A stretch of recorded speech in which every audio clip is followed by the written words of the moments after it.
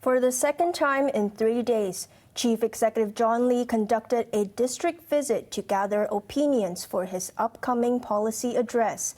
He visited a subdivided unit, inspected hygiene conditions at a wet market, and sat down for dim sum in Yuen Long, all in one morning.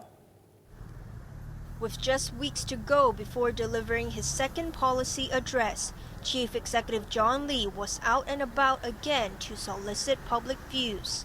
Accompanied by his cabinet officials, the SAR leader's first stop this morning was a subdivided flat in Yuen Long. The 100 square foot unit houses a 4-member family. Lee wrote on social media that the 9-year-old boy could only practice Chinese drums on his bed, while his 17-year-old sister could not afford extracurricular lessons. The chief executive hoped the light public housing scheme he proposed last year could help families like this by providing them with a better living space. But another woman living on the rooftop was put off by the idea of moving twice in a short period of time. First to the light public housing unit, and again after she is assigned a permanent flat. But she was unable to relay her views to the chief executive, who had left for his next stop. Lee was surrounded by shoppers at a wet market on Yuen Long New Street, one of hundreds of so-called hygiene black spots across Hong Kong.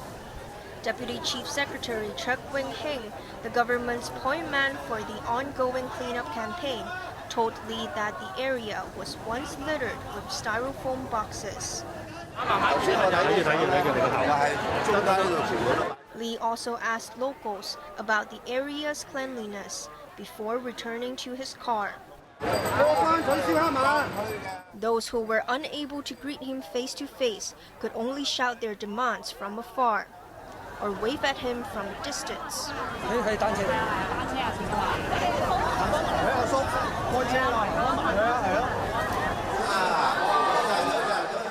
Lee wrapped up his Yuen Long tour by having dim sum at a Chinese restaurant, even sharing a table with diners. He also heard views regarding housing, education, and transport matters, and pledged to study the opinions with his team. This man who met Lee said there wasn't enough time to express all his opinions. Meeting the press after the tour, Lee said he was encouraged by what he saw this morning, but he promised the government will never stop improving living conditions for the people.